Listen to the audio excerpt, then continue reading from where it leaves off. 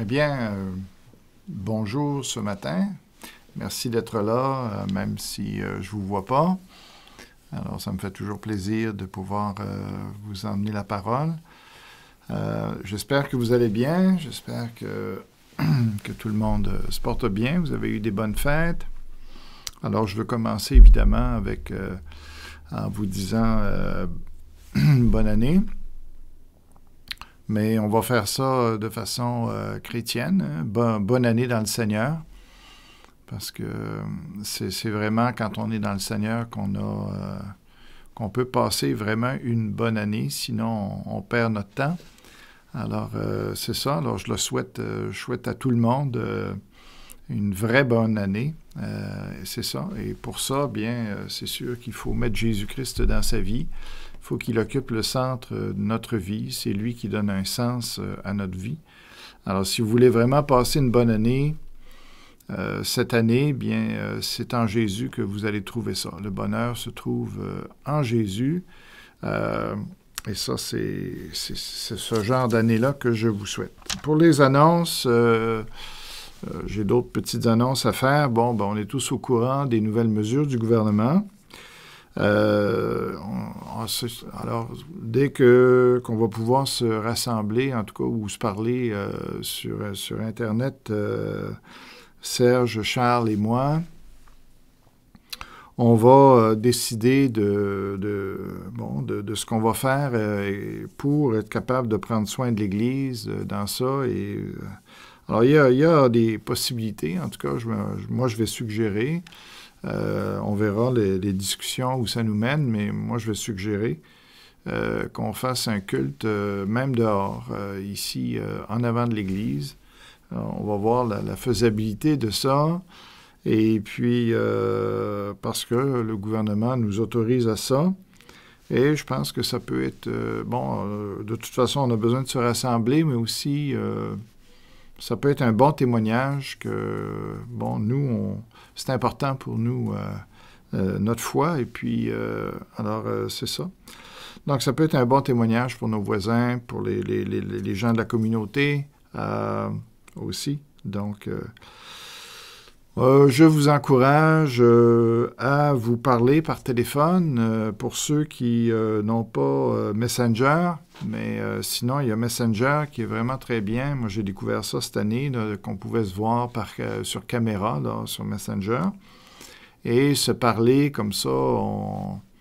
Étant donné qu'on est limité dans plein de choses, la chose qu'on ne pourra jamais nous enlever, c'est de prier les uns pour les autres. Et puis, justement, je pense que c'est la faiblesse en général des églises où les chrétiens ne prient pas assez. Ne prient pas assez pour leur réveil, ne prient pas assez pour leur vie, et ils ne sont pas convaincus de l'importance de la prière. Bien, présentement, c'est ce qui nous reste. Alors, moi, je vous encourage énormément à passer de temps dans la prière pour chacun, sur chaque sujet, chaque besoin. C'est ça. Alors, profitons-en. Passons beaucoup de temps dans la parole et dans la prière pour venir plus fort que jamais lorsqu'on va pouvoir se rassembler. Aussi, bien, pour Forestville, je vous demande de prier parce que, c'est compliqué, évidemment, d'aller aux portes à l'heure actuelle. On va laisser faire cette semaine, moi puis Jocelyn. Et puis, on verra la suite des choses, là, ce que Dieu nous met à cœur, les possibilités qui vont nous rester. Et puis, mais je vous encourage, là encore, de prier pour Forestville, pour que les cœurs là-bas ne se refroidissent pas, puis qu'au contraire, qu'il y ait vraiment un réveil là, qui se passe là-bas. Alors, c'est le temps de passer au message. J'aimerais aussi dire qu'il y a une partie du message que je ne ferai pas sur ce vidéo-ci. Il va falloir aller sur une autre vidéo si vous voulez avoir une étude sur la fin des temps, en tout cas sur ce qui va se passer ou ce qui va arriver à la terre, aux cieux. J'avais beaucoup de passages qui étaient rattachés à ça, puis je me suis dit finalement, ça serait trop long de le faire dans le cadre du message, message régulier. Alors, j'ai préparé une étude à part, une autre vidéo, pour ceux que ça intéresse de comprendre l'enchevêtrement de plusieurs textes là, qui concernent les nouveaux cieux, nouvelles terres, toute cette question-là, à la lumière de ce qu'on va voir ce matin dans l'Épître aux Hébreux. Alors, c'est ça. Mais pour raccourcir le message, qui va déjà être assez long, j'ai décidé de faire ça. Alors, la semaine passée, on a commencé sur Hébreux, chapitre 1, les versets 1 à 4, en parlant parce que je voulais continuer sur le thème de Jésus assis à la droite de Dieu, tout ce que ça représente, tout ce que ça implique. Chercher à comprendre ça, de se faire une image mentale aussi de Jésus dans cette gloire-là, qu'est-ce que ça représente, son interaction vis-à-vis nous, vis-à-vis les anges, vis-à-vis le diable, tout ça, essayer de se faire une image mentale de tout ça, d'après ce que la Bible nous en décrit. Bien sûr, il y a encore beaucoup de choses à dire. J'ai beaucoup de choses, il me semble, beaucoup de choses intéressantes à développer, qu'on va faire au travers des prochains messages que l'on va voir. On va continuer ce matin avec les versets 5 jusqu'à 14 d'Hébreux, parce que ça en parle beaucoup. Et c'est un beau texte aussi, alors on va l'étudier ce matin d'une façon plus approfondie. La semaine passée, j'ai commencé mon message, si vous vous souvenez, avec une illustration, une métaphore d'une cour de justice où moi je suis allé personnellement, pas pour moi comme je l'ai dit, mais alors j'ai souligné le fait combien c'était lourd, combien c'était grave, c'était sérieux de se présenter en cour, et on sent là, une atmosphère qui est vraiment pesante. Et puis j'ai laissé sous-entendre que je reviendrai là-dessus. Et finalement, mon épouse, qui est très attentive et puis qui est vif, m'a mentionné justement après mon message que comment ça se fait que je n'étais pas revenu sur mon image du départ. Elle a raison, elle a tout à fait raison. Je ne suis pas revenu directement, en tout cas de façon très évidente sur ça. Et puis, par contre, je dois dire que je m'attendais, je pense, en tout cas, après, moi-même, je me suis dit, j'aurais dû ou j'aurais pu revenir sur, justement, sur cette cour-là, qu'est-ce que je voulais faire avec ça, cette cour de justice. Et puis bien, ce matin, je vais faire le lien finalement que j'aurais dû faire. Et puis, mais je m'attendais aussi que vous alliez faire le lien vous-même aussi. Mais peut-être que c'était pas suffisamment clair pour le faire. Mais l'idée, c'était lorsque j'ai parlé que tout genou devra fléchir devant Jésus. C'est clair que pour moi, j'avais cette image d'une cour de justice. Et c'était ça l'idée du départ, d'employer cette illustration-là. Et parce que, justement, on va se présenter devant Jésus et Jésus va juger tout homme à la fin des temps. Alors, c'était évident qu'il y avait un lien à faire là. Alors, ce que je voulais montrer, c'est que si une cour de justice, même une cour civile, parce que la cour où j'ai été, c'était une cour civile, c'était pas criminel, si une cour civile donne cette ambiance, cette empreinte de lourdeur, de sérieux, de solennité, à combien plus forte raison lorsqu'on va se présenter devant la cour internationale, ici, ou alors que Jésus va juger tout homme, et que tous les anges vont être rassemblés, et tous les hommes depuis le début des temps. Et alors, vous pouvez imaginer avec, finalement, pas seulement des travaux communautaires à faire, finalement, en punition, ou une amende monétaire, mais lorsque ce qui sera en jeu, ça sera le salut éternel des gens, leur place éternelle, leur sort éternel, et aussi soit les récompenses qu'ils vont avoir ou pour l'éternité, ou les punitions qu'ils auront, ou le châtiment qu'ils auront par rapport à tout le mal qu'ils auront fait. Alors, vous pouvez vous imaginer, je pense, maintenant, combien les gens vont être ici, en tout cas, ils vont réaliser, et ça va être une frayeur. Hein. Je pense que pour beaucoup de gens, ça va être un moment terrible à supporter, et ils vont réaliser toute l'horreur de leur erreur. Hein. C'est ça qui est triste. Maintenant, c'est ça. Alors, je ne sais pas si vous avez vu des vidéos de gens qui doivent comparaître devant une cour de justice criminelle, soit pour la peine de mort dans certains États aux États-Unis, ou pour la prison à vie, ou des peines sévères.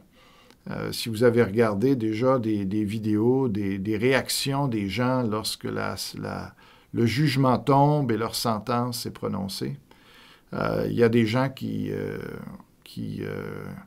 se mettent en colère, il y a des gens qui sautent par-dessus les meubles pour s'en prendre au juge. Évidemment, ils ne peuvent pas se rendre parce qu'ils sont arrêtés avant, ou ils veulent sauter sur la famille de l'autre, ou en tout cas. Et il y en a qui tombent même sans connaissance, tellement le choc est grand. Alors, on peut imaginer ce que ça va être quand les gens vont se présenter pour être jugés, et qu'ils vont entendre le prononcé de justice d'une condamnation éternelle. Ça va être épouvantable. C'est ça. Alors, ça nous met dans cette ambiance-là, hein, puis je voulais justement dire, imaginez, quand Jésus va dire « Allez-vous-en loin de moi hein, », comme il dit dans Matthieu 25, « maudit au feu éternel qui a été préparé pour le diable et pour ses anges. » Alors ça va être la phrase que Jésus va dire à beaucoup de gens qui l'auront méprisé, qui l'auront rejeté, qui n'auront fait aucun cas de lui. Alors, comme j'ai dit, on veut poursuivre ce matin avec le fait que Jésus est assis à la droite de Dieu. On veut comprendre ça. On veut réaliser ce que ça veut dire pour que ça ait un impact spirituel dans notre vie, pour qu'on réalise tout le sérieux de notre marche chrétienne. Alors, on va le faire en étudiant le chapitre 1 d'Hébreux, comme j'ai dit, les versets 5 à 14. Et dans ces versets-là, on va voir, moi, ce que j'ai trouvé, il y a 4 points ici, ou 4 sections, où on cherche à démontrer les différences qu'il y a entre Jésus et les anges, prioritairement, et Jésus aussi, dans une des sections, entre Jésus et l'univers. Alors, les points que j'ai trouvés, c'est d'abord une différence d'honneur entre le Fils et les anges. On trouve ça dans les versets 5, 6. Après ça, il y a une différence de dignité qu'on va voir entre le Fils et les anges, les versets 7 à 9. Une différence ensuite de durée entre le Fils et l'univers, qui est souligné dans les versets 10 à 12. Puis on va terminer avec une différence de fonction entre le Fils et les anges. Donc, on va regarder ça ce matin dans ce message. Alors, on va faire la lecture. Ici, On va commencer à partir du début parce que ça nous donne le lien, l'arrière-plan. Et puis, donc, on y va.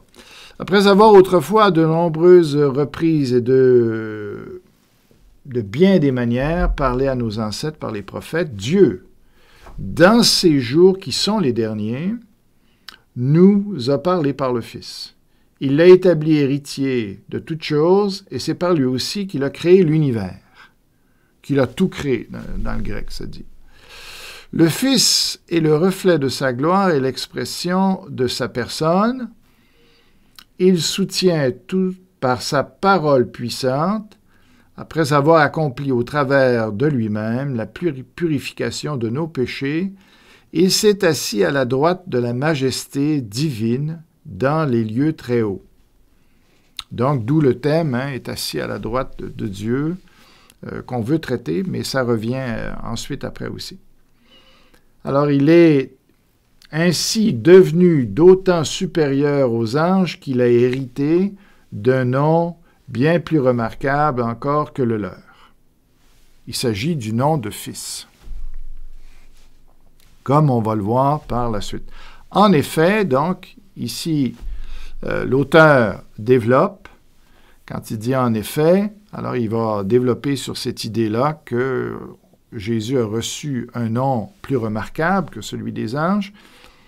En effet, auquel des anges, Dieu a-t-il déjà dit, « Tu es mon fils, je t'ai engendré aujourd'hui, et encore je serai pour lui un père, et il sera pour moi un fils. »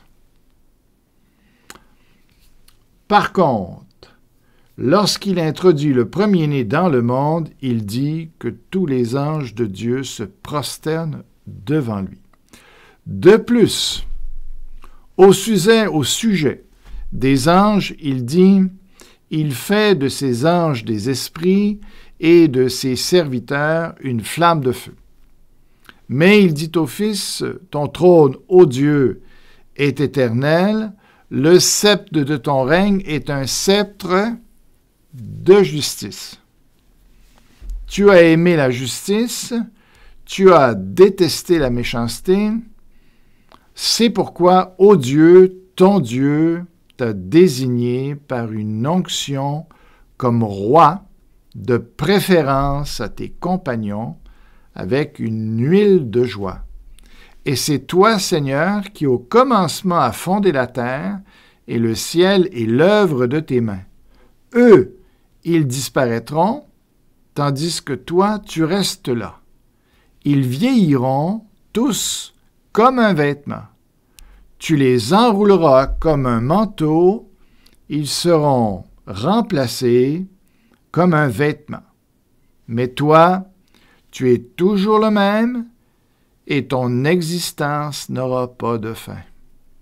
Enfin, donc le dernier point qu'il veut donner, auquel des anges a-t-il déjà dit, « Assieds-toi à ma droite, jusqu'à ce que j'aie fait de tes ennemis ton marchepied. » Les anges ne sont-ils pas tous des esprits au service de Dieu et envoyés pour apporter de l'aide à ceux qui vont hériter du salut?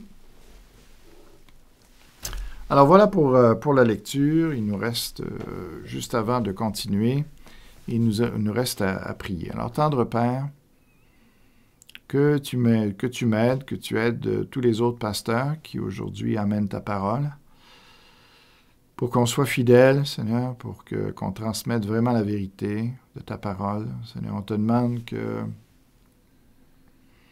par ta parole, tu puisses accomplir ta volonté, Seigneur, dans la vie de chacun d'entre nous. Seigneur, qu'elle ne reste pas sans effet, comme tu as dit que ta parole faisait. Alors, merci pour le privilège qu'on a encore, Seigneur, de t'écouter. Amen. Alors voilà, alors donc on revient avec le premier point qui est une différence d'honneur entre le Fils et les anges. Alors, on va retourner sur la lecture. Je pense que je vais laisser tomber mes lunettes. J'y vois plus clair même, je pense, à cette distance-là. Alors ça dit, en effet, auquel des anges Dieu a-t-il déjà dit, tu es mon fils, je t'ai engendré aujourd'hui. Alors, évidemment, c'est une question rhétorique. La réponse se trouve dans la question. C'est ça. Alors, bien, à aucun. Tout ce qu'on trouve dans l'Ancien Testament, c'est que les anges sont appelés les fils de Dieu, mais toujours au pluriel. C'est communautaire, c'est groupe. Alors, tandis qu'ici, individuellement, Dieu n'a jamais appelé un ange « tu es mon fils ». Donc, ici, ça rejoint l'idée de Jean, l'apôtre Jean, quand il dit « le Fils unique de Dieu », c'est de ça qu'il parle ici. Le Fils, dans le sens qui a tout pouvoir sur l'univers, qui a tout pouvoir sur la création, le Fils héritier de tout. Comme j'ai dit lors de mon dernier message, le Fils ici, ça n'a pas rapport avec une naissance, surtout pas ici dans la gloire, assis à la droite de Dieu. Jésus n'est pas né quand il est allé au ciel. Il n'est pas devenu fils dans le sens de naissance au ciel. Mais il est ressuscité. Par exemple, dans Actes 13, 33, l'apôtre Paul va reprendre un passage, justement, le passage de l'Ancien Testament d'où c'est tiré, le psaume 2, et il va l'appliquer, lui, à la résurrection de Jésus, parce que Jésus est le premier-né des ressuscités. C'est le premier qui a eu un corps glorifié. Nous, on ne l'a pas encore. Ça va venir. Mais Jésus est le premier qui a eu un corps glorifié. Donc, dans ce sens-là, oui, Dieu est le Père de Jésus aussi, dans le sens qu'il lui a donné un corps glorifié, mais vous voyez tout de suite que ça n'a aucun rapport avec le début de l'existence dans le cas de Jésus. Et il y a, comme le psaume 89 aussi, où il est question de toute cette idée de fils héritier, où il est entré dans tous les pouvoirs rattachés au fait d'être fils. Donc, j'ai déjà expliqué ça, je ne reviendrai pas là-dessus. Alors, même quand il dit « Tu es mon fils, je t'ai engendré aujourd'hui », ça n'a pas de rapport avec un début d'existence avec Jésus. C'est simplement pour exprimer le fait que Jésus a commencé un nouveau rôle pour lui dans les cieux, qui est celui d'avoir tous les pouvoirs qui étaient jusque-là dans les mains du Père, mais qui maintenant sont remis dans les mains du Fils. C'est ça l'idée aussi d'être à la droite de Dieu, c'est qu'il est le gérant, ou le régent plutôt, de tout ce qui appartient à Dieu. C'est lui qui maintenant administre tout ça, et tout lui appartient, et il a tous les privilèges célestes lui reviennent. Tout l'univers lui revient aussi. Donc, on a déjà traité de ça. Alors, on va continuer, mais c'est clair que dans ce sens-là, les anges n'ont jamais été faits fils, n'ont jamais été appelés fils. Alors, il y a une énorme différence entre Jésus et les anges. Alors, c'est clair, c'est incroyable. Pourquoi est-ce qu'il y a des gens qui font encore la confusion entre Jésus et des anges? Pour ceux qui connaissent un peu la doctrine des témoins de Jéhovah, qui sous-entendent ou qui disent, qui enseignent parfois, en tout cas, que Jésus, c'est l'ange Michel. Alors, le premier archange, eh bien, ils sont complètement dans l'erreur. De comparer Jésus à un ange, même à un archange, ça n'a aucun rapport. C'est ce que très, très bien l'Épître aux Hébreux nous enseigne. Et il faut bien comprendre l'Épître aux Hébreux aussi que ce que l'auteur cherche à faire, c'est de justement mettre la différence entre ce que Jésus est venu apporter, c'est tellement plus grand que ce qu'il y a dans l'Ancien Testament. Alors, il va faire le parallèle avec Josué, il va faire le parallèle avec Aaron, il va faire le parallèle avec Moïse. Ici, au début, il fait le parallèle avec les anges parce que les anges sont les responsables de ceux qui ont donné la loi. Ils occupent un grand rôle dans l'Ancien Testament. Donc, on les voit beaucoup dans l'Ancien Testament, les anges. Et puis, c'est important pour le sujet de l'auteur ici de l'Épître aux Hébreux de vraiment marquer le point que, à l'époque, on comparait les anges avec Jésus. Jésus apporte une révélation. D'ailleurs, il a commencé par ça en faisant la comparaison avec les prophètes. Il ne se compare pas à aucun prophète et il ne se compare pas non plus avec les anges, même s'ils ont donné la loi. Jésus, lui, a donné beaucoup plus que la loi. Il a donné une nouvelle alliance, il a donné son sang, etc. Alors, voilà, c'est ce qui dit ici. Jésus a une position unique au ciel de fils, et puis les anges n'auront jamais ce privilège-là. Puis il dit ensuite, au verset 6, « Par contre, donc, il dit d'un côté, les anges n'ont jamais, eux, été élevés au rang de fils. Par contre, lorsqu'il introduit le premier-né dans le monde, donc là, il parle de Jésus, et il parle de son retour à ce moment-là. Hein. Le monde, on parle du monde habité. C'est certainement pas le ciel et tout ça, le monde, c'est ce qu'on connaît nous-mêmes. Ici, même s'il n'utilise pas le futur, c'est clair qu'il parle du retour de Jésus. Les théologiens, les commentateurs bibliques sont d'accord, en tout cas grandement, d'accord sur le fait qu'il s'agit ici d'une description de Jésus qui va revenir dans le monde. Et à ce moment-là, qu'est-ce qui va se produire? Eh bien, il est dit que tous les anges de Dieu se prosternent devant lui. Alors, l'acte de se prosterner, de se jeter à terre devant Jésus, c'est un acte d'adoration, hein, c'est clair. Alors, non seulement les anges n'ont pas le titre de fils, mais en plus, ils ne se font pas adorer, c'est eux qui doivent adorer Jésus. Ils se prosternent devant Jésus et ça dit pas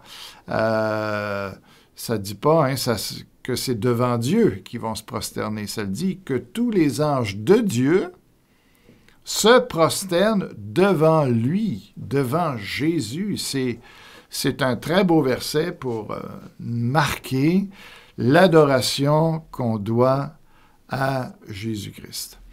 Alors, imaginez, hein, ça devrait être ça notre culte d'adoration. Hein. Je pense qu'on a besoin de revenir, de réfléchir à notre adoration, le culte, ça ne consiste pas simplement à quelques chants et puis des beaux chants qui nous font du bien et tout ça. Mais l'adoration ou le temps de louange, le dimanche matin, doit être alimenté, nourri par cette idée-là de la grandeur de Jésus. Et puis si les anges, hein, devant la dignité de Jésus, imaginez ici des êtres comme les anges, hein, la Bible, pour essayer de nous donner une image de leur beauté, de leur grandeur et tout ça, entre autres, on utilise les pierres précieuses. Ils sont décrits avec donc des rubis, des diamants, des chrysolites, en tout cas de toutes sortes de pierres précieuses pour marquer leur beauté, comment ils sont scintillants. Hein. C'est ça. Alors même Lucifer, ça veut dire astre brillant. Hein. Donc même le diable avait cette beauté-là.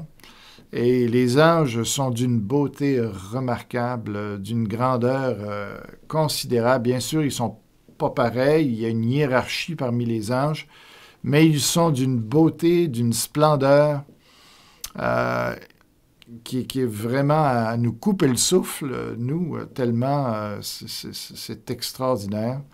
Mais même eux, ces êtres-là, alors vous pouvez vous imaginer le spectacle ici, de tous ces êtres-là d'une beauté remarquable, d'une puissance incroyable, qui, là, vont se jeter à terre devant Jésus-Christ.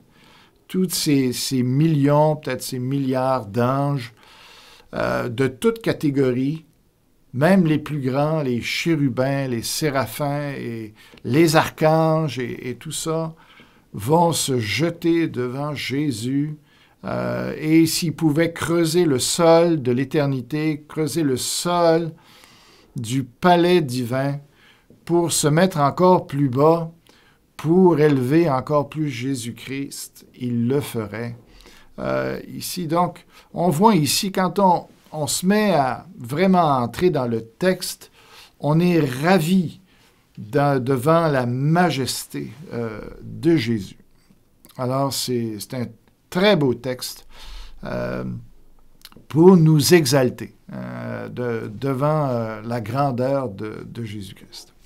Alors ici, on a vu une différence d'honneur entre le Fils et les anges. Maintenant, on va voir la différence de dignité. Ça rejoint quand même, mais ça touche ici plutôt la constitution de qui est Jésus réellement. Alors, plutôt que simplement ce qu'il reçoit de l'extérieur, un titre ou une adoration, là, on va parler plus de sa position, ce qu'il est lui-même. Alors, il dit, de plus, au sujet des anges, il dit, il fait de ses anges des esprits et de ses serviteurs une flamme de feu. Alors en parlant de Dieu, hein, ce que Dieu fait des anges, eh bien, ici, c'est bien traduit parce qu'il y a certaines versions qui parlent des vents, mais ça dit ici, effectivement, c'est le mot pour esprit qui est employé.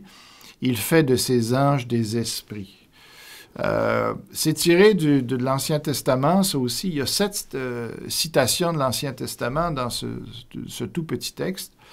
Et puis ici, c'est une des références où il est question aussi dans l'original des vents. Alors, il me semble que on doit y comprendre que Dieu fait des anges des messagers. Le vent est là pour, ça souffle, il y a une notion ici d'inspiration, ici, une révélation de la parole de Dieu. Donc, les anges sont mis à contribution par Dieu pour envoyer des messages aux hommes.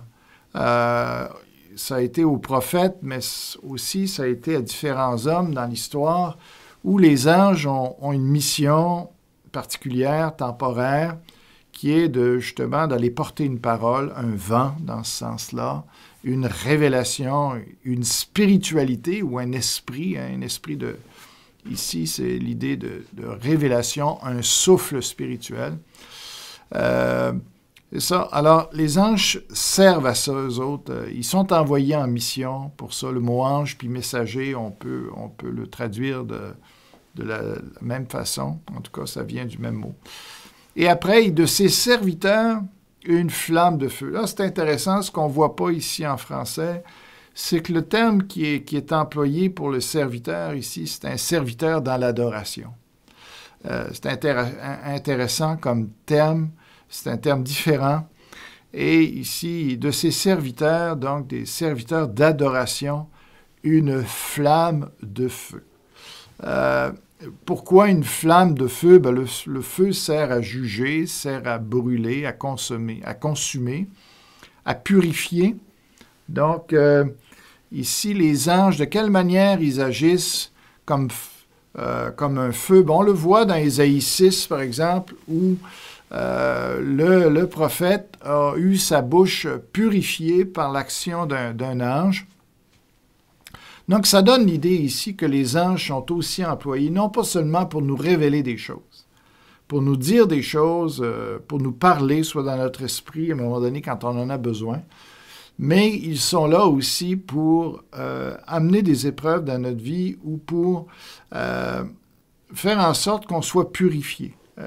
Et ça, c'est une œuvre qui est différente du Saint-Esprit, qui à l'intérieur nous parle, cherchent à fortifier notre conscience pour qu'on marche selon Dieu et tout ça. Mais les anges, eux, peuvent servir comme d'instruments de correction de la part de Dieu, où quand on persévère dans quelque chose qui ne plaît pas à Dieu, eh bien, il peut y arriver. Les anges peuvent être envoyés pour faire quelque chose qui va, comme par exemple l'apôtre Paul, lui, dans ce cas-là, c'était un esprit démoniaque, ça dit, mais les anges peuvent aussi être employés pour amener une correction dans notre vie, des agents correctionnels, on pourrait les appeler, ça peut être une certaine souffrance, ça peut être une mauvaise nouvelle qu'on reçoit, ça peut être différentes choses qu'on n'aime pas, qui nous font mal, mais qui nous ramènent dans le droit chemin, qui nous sanctifient ou qui nous émondent. Ils viennent couper finalement des choses dans notre vie qui ne plaisent pas à Dieu. Donc, ils ne sont pas là pour nous détruire, pas comme les démons, mais ils sont là pour servir de correction, pour nous emmener sur le bon chemin. Et donc, cette idée de flammes de feu qui sont... Mais c'est des actions momentanées, c'est des actions pour un certain temps, c'est des missions, autrement dit.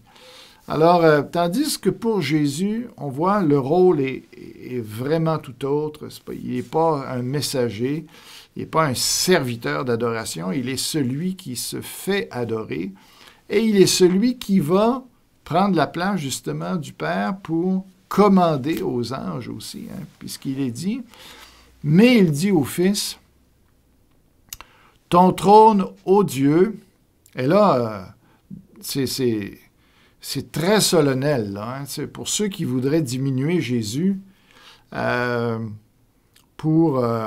ça, en faire un petit fils ou un petit Dieu.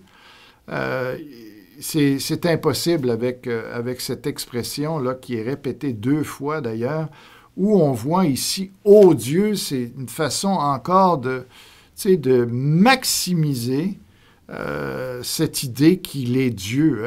Il y a une espèce de... Ici, ô Dieu, c'est comme il y a une adoration qui est comprise dans cette expression-là, ô Dieu, qui élève Jésus-Christ dans cette divinité.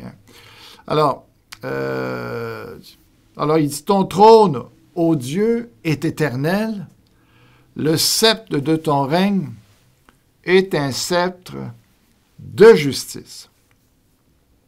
Alors, pour les rois, quand vous regardez la royauté, les signes de la royauté dans les images du passé ou les reportages qu'on fait sur les rois et tout ça, on les voit des fois avec les photos ou en description, il y a différents symboles qui sont employés pour marquer leur autorité, pour marquer la royauté. Donc, on a évidemment la couronne. Ici, la couronne n'est pas mentionnée pour Jésus. Ce n'est pas une image qui est utilisée ici. Ça ne veut pas dire qu'elle n'est pas utilisée ailleurs. Mais il y a aussi, vous avez remarqué, il y a le sceptre aussi qu'on utilise. Il y a le trône. Les rois sont sur des trônes. Et parce qu'ils servaient aussi de juges. Et il y a une épée. Alors, vous allez voir, les rois de France, par exemple, ils ont une épée. Donc, ces 4 symboles de la royauté, on aurait pu penser aussi aux bagues, mais tout ça a une représentation. Je ne décrirai pas tout, mais ici, il y en a 2 qui sont donnés à Jésus. Le trône et le sceptre. Alors, le trône, ici, c'est pour montrer, évidemment, qu'il est roi, mais c'est plus que ça, c'est l'idée de juge. Le trône marque le fait qu'on comparaît devant lui, il donne des décrets, il donne des commandements, il juge, il rend des verdicts. Alors, le trône met ça en lumière, ça met aussi en lumière l'élévation du roi, de Jésus en l'occurrence ici. Et là, on parle du sceptre aussi. Alors, c'est fascinant de réfléchir à l'idée du sceptre. Pourquoi un sceptre? Qu'est-ce que ça représente? Donc, il y a des symboles aussi rattachés au sceptre, la manière qu'ils sont faits. Les rois chrétiens, on mettait une croix au bout. Mais c'est à l'origine de ça, finalement, le sceptre, c'est un bâton. Et là, ça nous ramène encore à Moïse, au fameux bâton de Moïse dans l'Ancien Testament sur lequel j'ai enseigné pas mal. Et ici, donc, Moïse représentait Jésus avec son bâton ici d'autorité, un bâton de miracle, de pouvoir. Ici, ça représente clairement Jésus ici, le sceptre de Jésus, qui est dans l'autorité, qui est en autorité, mais c'est en tout cas à la base, c'est un bâton, le sceptre. Et il sert à quoi ce bâton-là? Ben, c'est un bâton de jugement. C'est un bâton, autrement dit, si tu ne fais pas ce que je te dis, je vais te briser. Hein? C'est un bâton de correction où ça montre que Jésus a l'autorité de frapper. Et qu'on doit respecter le roi à cause de ça aussi. Alors, on va justement tourner dans le psaume 2, qui est un psaume formidable. On va le lire juste, on va y revenir tout à l'heure parce que c'est vraiment un beau psaume. Mais le psaume 2, verset 9, ça dit, en parlant de son sceptre, je vais commencer au verset 8. « Demande-le-moi, et je te donnerai les nations en héritage, les extrémités de la terre en possession. Tu les briseras. » Comment? Avec un sceptre de fer. Tu les briseras comme le vase d'un potier. Donc, le sceptre sert à ça. Ça montre ici que Jésus va briser les nations, que faites attention, parce que si vous ne lui obéissez pas, il a le pouvoir de vous infliger des jugements, de détruire même, de briser. Alors, on y reviendra à ce psaume-là, mais et le fait que ce soit un sceptre de fer montre ici que les coups vont être extrêmement durs. Hein? Alors, on continue. Et ici, tu as aimé la justice, tu as détesté la méchanceté. Wow! Ça, c'est bon à se rappeler. Détester la méchanceté. Que ce soit dans nos familles, avec nos enfants, avec notre épouse, avec nos amis, avec nos ennemis. Détester la méchanceté. On alimente, on ne nourrit pas, on ne rumine pas aucune pensée de méchanceté dans notre cœur. Toute pensée mauvaise, toute pensée de méchanceté, toute parole qui pourrait sortir de notre bouche, qui pourrait blesser quelqu'un, qui pourrait infliger une douleur à quelqu'un, eh bien, il faut se rappeler, Jésus détestait la méchanceté. Ça doit vraiment être quelque chose qui reste avec nous, de tout faire pour ne pas faire du mal aux gens, de se garder de tout ça, de mettre un frein à tout ça, et afin d'être comme Jésus. OK? Alors ça, c'est détestons la méchanceté. Ne laissons pas courir dans nos têtes des pensées d'amertume, de rancune, de vengeance, lui, j'aurais le goût de dire cela, puis ci, puis cela. Non, il ne faut même pas que ça commence dans nos têtes, parce que si ça commence dans nos têtes, ça risque de sortir dans nos paroles à un moment donné ou dans nos actions. Alors, voilà.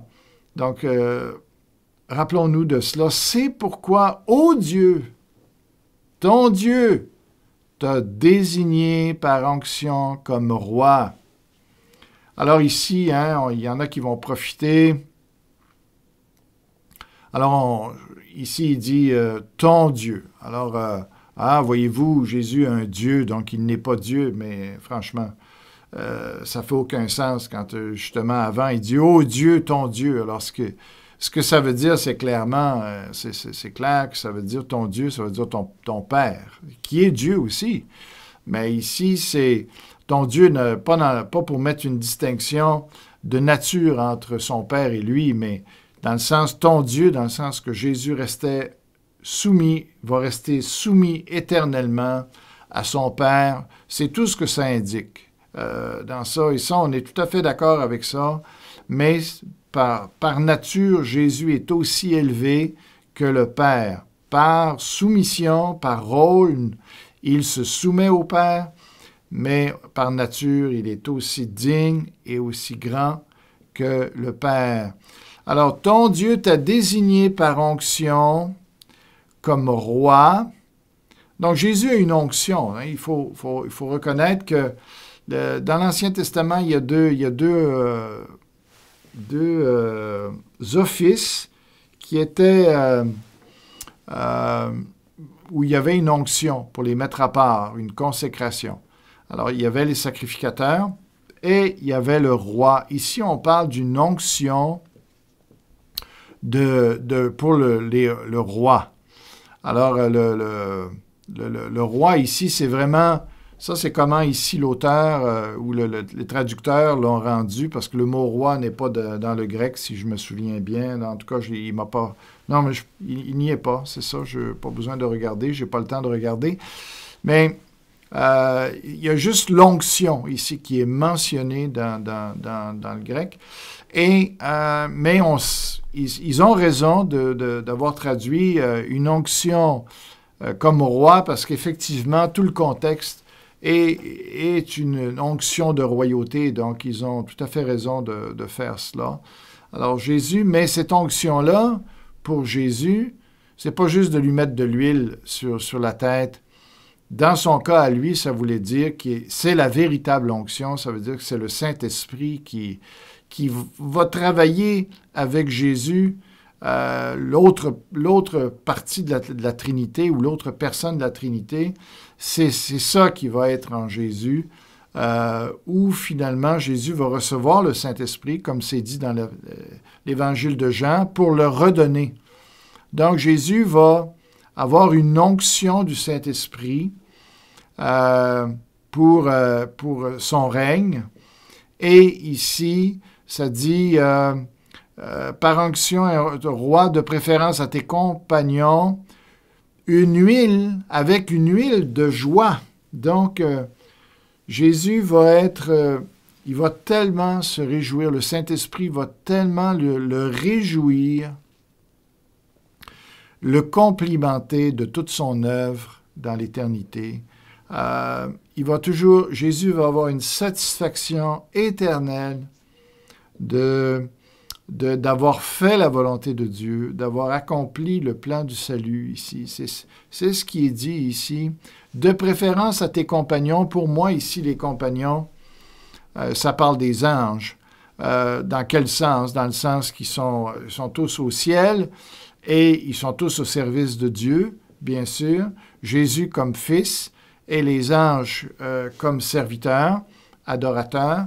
Mais ici, donc, les compagnons dans ce sens-là, qui sont au ciel avec Jésus, évidemment, mais ici, Jésus est bien au-dessus d'eux en étant le Fils et en étant celui qui règne. Les anges ne règnent pas, les anges sont en bas du trône en train de se prosterner devant lui. Voilà. On en arrive maintenant à une différence de durée entre Jésus et l'univers. Alors, il y en a qui, encore là, une autre fausse doctrine, on attaque toujours Jésus. Hein? Le diable veut absolument, autant Dieu veut élever Jésus. Ça dit dans la parole qu'il faut honorer Jésus autant qu'on honore le Père. Alors, Dieu, lui, son désir, c'est d'élever le Fils, d'honorer le Fils, de glorifier le Fils. Évidemment, le diable, comme il fait toujours le contraire de ce que Dieu veut, puis de ce qui est bien, eh bien, lui, son désir, c'est toujours de diminuer Jésus, de diminuer les honneurs. Alors, toute personne qui rentre dans cette dynamique-là de diminuer Jésus, ben, ils savent, normalement, ils devraient savoir de qui ça vient, ils devraient se repentir de ça, mais c'est sûr qu'ils sont inspirés par le diable. Qui veut enlever à Jésus ses prérogatives, qui veut le diminuer. C'est un grave péché de faire ça, c'est un péché de blasphème. Tous ceux qui n'adorent pas Jésus sont des blasphémateurs, malheureusement. C'est comme ça, ils traitent Jésus d'une façon qu'il n'est pas, ils le diminuent, et c'est une façon de l'insulter. et ils auront un jour à rendre compte de ça. C'est triste, ils ne le réalisent pas, mais c'est ça. Et alors, ici, on a une nouvelle attaque par rapport à Jésus, qui est de le confondre avec la création. Hein. Il y a les panthéistes, dont les bouddhistes, surtout les bouddhistes, c'est ça, qui veulent mettre le créateur et la création ensemble. Tu sais, le panthéisme, c'est tout est Dieu. Et on veut réduire la divinité à être en faisant partie de la création. Il se détache pas, il n'est pas transcendant au-delà de la création, il en fait partie. Il est créateur et création à la fois dans le régime bouddhiste, et c'est une abomination. Là encore, c'est une erreur honteuse de confondre Dieu avec sa création, puis de confondre Jésus avec la création. Ici, c'est dit, et c'est toi, Seigneur, qui au commencement a fondé la terre et le ciel et l'œuvre de tes mains. Donc, Jésus, il n'est pas dans la création. Il est l'auteur de la création. Il est le créateur. Il ne faut pas le confondre avec son œuvre. C'est ça qu'il dit ici. Donc, encore là, c'est une autre fausse doctrine. Il faut qu'on voit, qu'on comprenne ces choses-là. Jésus est au-delà de la création. Il domine sur la création. Il n'est pas partie de la création, dans ce sens-là. Alors, eux, en parlant des cieux, là, c'est important. Je ne pense pas ici, je vous dirai pourquoi dans l'autre vidéo que je vais faire, que ça parle ici de la terre. Quand il dit « eux », ils disparaîtront ou ils périront, tandis que toi, tu restes là. Ils vieilliront tous comme un vêtement. Tu les enrouleras comme un manteau, ils seront remplacés comme un vêtement. Mais toi, tu es toujours le même et ton existence n'aura pas de fin. C'est vrai dans l'éternité, mais si Jésus peut vivre éternellement sur un bord, il vit aussi éternellement de l'autre côté. Sa nature est éternelle. C'est ça que ça dit. Il est toujours le même. Donc, la création, elle a eu un commencement, elle aura une fin. Ce que les scientifiques, ou pas les scientifiques, mais les athées disent, mais si tout ici a une fin, un commencement, pourquoi est-ce que Dieu n'aurait pas de commencement, de fin? Bien, justement, parce qu'il est Dieu, parce qu'il n'est pas comme nous. Il faut qu'il y en ait un qui soit différent. C'est pas parce que ce qu'on connaît, nous, dans cette dimension-ci de l'univers, a un commencement, a une fin, eh bien, c'est pas parce que c'est ça notre réalité dans notre monde à nous qu'il n'existe pas d'autre réalité. Ce n'est pas un argument valable pour attaquer l'éternité ni de Dieu ni de Jésus-Christ. Alors, il dit ici, alors donc on voit la distinction, c'est que l'univers, lui, il y a une durée, mais Jésus n'a pas de durée. C'est ça que ça dit. Tu restes là, tu es le même. Et ça fait du bien pour la foi. Hein? On aborde une nouvelle année, mais en 2022, Jésus va être le même qu'il était en 2021. Et il reste le même tout le temps. Donc, les pouvoirs qu'il avait, il les a toujours eus, etc. Donc, alors, mais concernant la création, ça dit qu'elle va vieillir. Donc, c'est intéressant parce que les scientifiques ont découvert que, justement, eh bien, l'univers avait une durée thermique. Et c'est un univers thermique que l'on a, c'est-à-dire qu'il perd en énergie, qu'il se refroidit, que sa chaleur diminue. Donc, ce qui indique, eux-mêmes sont d'accord avec ce qui est dit là, c'est-à-dire que l'univers va avoir une fin. Et c'est ce que ça dit là, exactement. Donc, nos astrophysiciens sont d'accord avec ce que la Bible dit. On n'a pas besoin qu'ils soient d'accord avec ce que la Bible dit, mais dans ce cas-ci, ici, ils le sont, et ils confirment qu'effectivement, notre univers ne sera pas... Alors, ceux qui veulent vivre sur Mars, là, qui pensent aller habiter sur Mars, ça ne réglera pas leurs problèmes de toute façon. Alors, ici, parce qu'on parle ici des cieux, qui comprend toutes les planètes et tout ça. Alors, les autres planètes aussi sont en train de vieillir. Alors, ils devraient plutôt se repentir puis de se tourner vers Jésus-Christ plutôt que de sortir de la planète ici puis de chercher des solutions qui sont complètement folles. Alors ici, je m'adresse à Elon Musk, là, Elon Musk, je ne sais pas exactement comment on le dit, mais ou avec Bezos, qui veulent peupler Mars.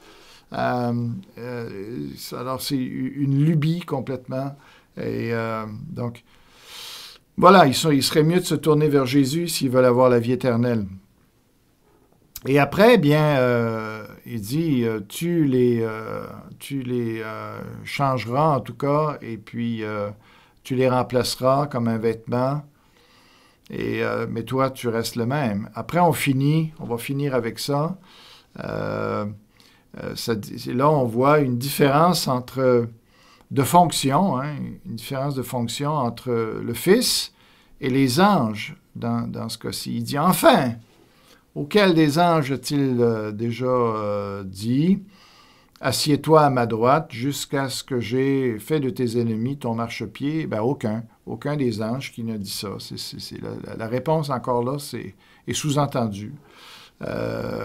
Et puis, mais ce qui est intéressant là-dessus, mais en tout cas, c'est sous-entendu clairement que Jésus, lui, Dieu lui a dit ça. Il a décrété ça, que Jésus est assis à la droite de Dieu. C'est déjà le cas maintenant, depuis après sa résurrection, sa glorification.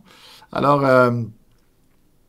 ici, ça dit, je fais de tes ennemis ton marchepied. Alors, ici, c'est une image qu'on a employée, les rois vainqueurs, souvent faisaient coucher leurs ennemis à terre et marchaient dessus, surtout surtout sur la nuque, mettre le pied sur la nuque. Puis, s'ils avaient pu prendre une photo, ils l'auraient fait. Ils faisaient faire des dessins justement pour montrer qu'ils ont vaincu leurs ennemis et qu'ils les ont rendus inoffensifs. Mais il y en a d'autres qui carrément montaient sur les généraux adverses ou les ennemis. Et pour monter sur le trône, ils s'en servaient comme marchepied, ils s'en servaient comme marche pour monter sur le trône. Alors, et c'est ça l'idée ici, c'est que Jésus est en train, il a déjà, le diable, malgré le fait que le diable a tout essayé pour arrêter Jésus, les démons ont voulu passer au travers de Pierre et de tous les autres pour l'arrêter. Les scribes, les pharisiens ont voulu le mettre à mort, voulu s'opposer à sa marche victorieuse. Et ils ont pas réussi. La seule chose qu'ils ont réussi à faire, c'est que Jésus s'est servi de tout ça pour justement remonter au ciel et proclamer sa victoire sur tous ces êtres-là. Et il va continuer à le faire. Tous ceux qui s'opposent à Jésus, Jésus va se servir d'eux pour se glorifier. Ils vont devoir un jour s'humilier devant lui et dans leur défaite, dans leur soumission, ils vont proclamer qui il est. Même ses ennemis vont devoir élever Jésus, le proclamer. Tous ceux qui ont résisté de lui rendre hommage, eh bien, devront le faire. Mais ça, ici, je m'arrête juste pour dire, eh bien, moi, j'aime bien voir ma vie comme ça, où on était tous, d'ailleurs, des ennemis de Dieu avant de se convertir. Hein, c'est ce que la Bible dit. On n'était pas les amis, mais on était, en plus, dans un sens, on était des ennemis. On était en guerre contre Dieu, contre Jésus-Christ nous-mêmes. Et à un moment donné, Dieu nous a touchés et puis on a capitulé. Et là, ici, on a une belle image ici de ce que devrait être finalement notre vie chrétienne, où on abandonne toute inimitié contre Jésus et que même tout ce qui est en nous est contraire à lui, eh bien, on se soumet, on se couche, on se prosterne pour que Jésus puisse, dans notre vie, toute l'opposition qu'on lui a manifestée, que toute cette opposition de notre vieille nature, que Jésus même s'en serve pour s'élever, pour monter sur le trône. Donc, en 2022, ça peut être une pensée où on dit au Seigneur, fais de ma vie, fais de toute mon opposition, de toute mon inimitié, fais de moi comme ça, sers-toi de ça pour monter sur le trône, pour te glorifier, pour t'élever, que je puisse te glorifier au travers de tout ce qui, autrefois, était en opposition. Mais aujourd'hui, je veux tout mettre ça sous ton pied, Seigneur, pour que tu puisses montrer ta puissance sur la résistance que j'avais. Alors, quelle belle pensée, je trouve, pour 2022. C'est une chose que je veux me rappeler dans la prière, Seigneur, que je sois ton marchepied cette année. Et ensuite, on voit ici que Jésus, la différence, c'est que Jésus, il travaille avec ses ennemis. Son objectif, c'est de soumettre, puis c'est l'objectif du Père ici, de soumettre les ennemis sous Jésus. Et voilà ce qui préoccupe Jésus ici dans ce verset-là.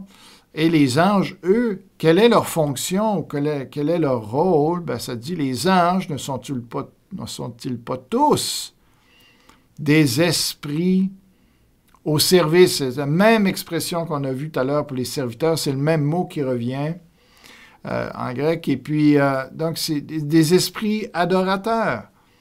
Ce sont des esprits adorateurs de Dieu, envoyés pour apporter de l'aide à ceux qui vont hériter du salut. Donc, l'objectif des anges, c'est de lutter contre les démons pour les empêcher de nous faire du mal, de nous juger et de venir à notre aide. Donc, même si on est pris dans les situations les plus difficiles, les plus isolées, là où on ne peut pas compter sur aucun être humain, dans un accident, de n'importe quoi qui pourrait arriver, où il n'y a personne pour répondre à notre appel qui est humain, qui peut venir à notre secours, bien, il faut se rappeler que les anges, eux, ne sont pas limités.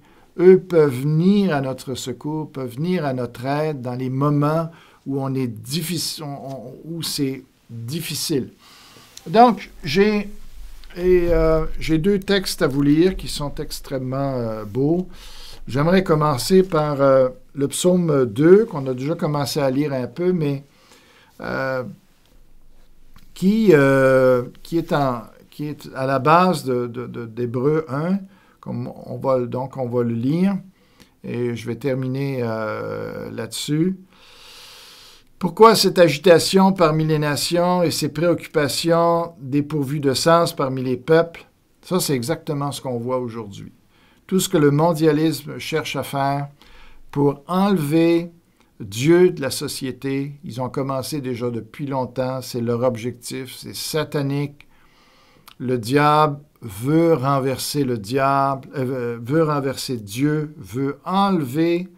C'est ça l'apostasie qui est en train de s'établir. Alors, encore là, mon épouse me disait qu'il y a une loi qui a été votée. Et ça, c'est une loi qui va avoir d'énormes répercussions sur nous. C'est qu'ils mettent dans le texte de loi, semble-t-il, je n'ai pas été vérifié moi-même, mais je crois ce que mon épouse me dit, où ils ont mis dans le texte de loi que maintenant, le mariage homme-femme, c'est un mythe. Ils ont mis ça imaginez. Alors, le mariage maintenant, ça va être un mythe entre un homme et une femme. Voyez-vous où on est rendu, mais c'est pas fini. Le diable, tout ce qu'il veut enlever tout ce qui a rapport avec Dieu dans notre vie, dans la société, tous les signes qui appartiennent à Dieu, il veut les enlever. Il a une haine. Si vous ne comprenez pas ça, vous ne comprenez pas ce qui se passe dans le monde. Le diable est en train d'emmener l'humanité contre Dieu. C'est ça le plan globaliste qui est en train de se mettre en place. C'est ça qu'il veut. Alors, c'est pas moi qui le dis, c'est la parole de Dieu qui dit « Pourquoi cette agitation parmi les nations et ces préoccupations dépourvues de sens parmi les peuples? Les rois de la terre se soulèvent et les chefs se liguent ensemble contre l'Éternel et contre celui qui l'a désigné par onction. » Puis voilà ce qu'ils disent. « Arrachons leurs liens, jetons leurs chaînes loin de nous. » Ils veulent rien savoir de Dieu. C'est ça, nos dirigeants, nos grosses têtes là, qui sont au-dessus de toutes les nations. C'est ça qu'ils veulent, c'est ça leur motivation. Pourquoi? Parce qu'ils sont en contact avec le diable, directement dans toutes sortes de cultes qu'ils font et tout ça. Ils sont dirigés par le diable, ces gens-là. Puis voilà les intentions du diable qui est... Mais c'est l'actualité, mais voici la réponse de Dieu dans ça qui doit nous encourager. Celui qui siège dans le ciel rit, le Seigneur se moque d'eux, puis il leur parle dans sa colère, il les épouvante dans sa fureur. C'est moi qui établis mon roi sur Sion, ma montagne sainte. Il dit, vous voulez prendre le contrôle de la terre, vous voulez diriger le monde. Vous voulez être le roi de cette terre? Ben moi, j'aimerais vous dire, moi, je l'ai choisi mon roi, puis vous n'arriverez pas à le renverser. C'est Jésus qui est le roi de ce monde. C'est lui qui va régner. Ils n'arriveront pas à renverser ça. Je veux proclamer le décret de l'Éternel. Il m'a dit, tu es mon fils, je t'ai engendré aujourd'hui, demande-le-moi, et je te donnerai les nations pour héritage, les extrémités de la terre en possession. C'est lui qui va avoir le gouvernement mondial. C'est lui qui va ravir le trône. C'est lui qui l'a déjà, le trône. Voyez-vous, ici, ce qui est en jeu là présentement, mais ça avait été déjà prévu depuis longtemps. Il dit, tu les briseras avec un cep de fer, tu les briseras comme un vase de potier. Voilà ce qui va se faire, ce qui va arriver, finalement. Donc, on n'a pas besoin, les chrétiens, on n'a pas besoin de craindre tout ce qui est en train de se passer, de maléfique, là. Dieu est au contrôle de tout ça, c'est lui qui règne. Et tout ça est juste annonciateur qu'ils sont en train de se lever contre Dieu, puis que bientôt, très bientôt, Jésus va revenir. Et il va prendre le règne sur cette terre. C'est ça. Alléluia, hein? Wow! C'est ça qui est extraordinaire. J'aimerais juste vous parler d'un autre texte avant de terminer. 1 Roi, verset 19, ça parle du prophète Élie, un autre beau texte pour montrer comment les anges peuvent nous aider aujourd'hui, et on peut remercier Dieu pour ça. Au 1 Roi 19, le verset 3, « Voyant cela, hein, elle se leva et partit pour sauver sa vie. Il arriva à Élie, hein, pas elle, hein. Élie se leva et partit pour sauver sa vie, excusez-moi. Il arriva à Beersheba, donc c'est au sud d'Israël, une ville qui appartient à Juda, et il y laissa son serviteur. Quant à lui, il marcha toute une journée dans le désert, puis il s'assit sous un genêt et demanda la mort. Il était épuisé, complètement épuisé, dépressif, mais épuisé physiquement, il voulait mourir. « C'est assez. Maintenant, Éternel, prends-moi la vie, car je ne suis pas meilleur que mes ancêtres. » Il se coucha et s'endormit sous un genêt, et voici qu'un ange le toucha et lui dit « Lève-toi et mange. » Voilà le rôle que les anges ont envers nous, les élus. Ils peuvent venir nous fortifier quand on est découragé, quand on est épuisé. Ils peuvent renouveler nos forces. Il n'y a pas juste les vitamines qui peuvent faire ça. Les anges peuvent venir nous toucher. C'est ça, c'est cette vitalisation qu'on veut. Pas simplement quelque chose qui appartient à tout le monde entier, mais on veut que Dieu touche notre corps, que les anges viennent à notre service. Élie regarda et il vit à son chevet un gâteau cuit sur des pierres chauffées ainsi qu'une cruche d'eau. Il mangea et but, puis se recoucha. L'ange de l'Éternel vint une deuxième fois, le toucha et dit « Lève-toi et mange, car le chemin est trop long pour toi. » il se leva, mangea et but. Donc les anges sont des cuisiniers. Ici, ils ont été un cuisinier, un pâtissier pour Élie. Et il lui dit, mange. Et regardez ce que ça a fait. Puis, avec la force que lui donna cette nourriture, pensez-vous que c'est une nourriture ordinaire qu'il lui a donnée? Ça, c'est un texte sur lequel il faut réfléchir si on va manger dans l'éternité, si les anges mangent, etc. Mais moi, je vous dis ici, certainement, que la nourriture ici que l'ange a fait, c'est une nourriture qui n'est pas de ce monde. Parce qu'il dit, écoutez, regardez ce que ça a fait. Puis avec la force que lui donna cette nourriture, il marcha 40 jours et 40 nuits. Y a-tu un pain ici? Y a-tu du Weston ici, de cette manière-là? Ma femme fait du très, très bon pain, mais je peux vous dire que une tranche de pain, là, puis juste le fait de manger de ce pain-là, ça me donnera pas la force pendant 40 jours et 40 nuits jusqu'à la montagne de Dieu, jusqu'à Horeb. Hein, c'est extraordinaire. Ce que les anges peuvent faire pour nous, c'est au-delà de ce que le monde peut faire pour nous, bien au-delà. Donc, que Dieu vous bénisse au travers de ça en 2022. Si vous avez des difficultés, si on a de la difficulté à arriver, s'il arrive toutes sortes de choses, rappelons-nous qu'il y a des anges qui sont à notre service.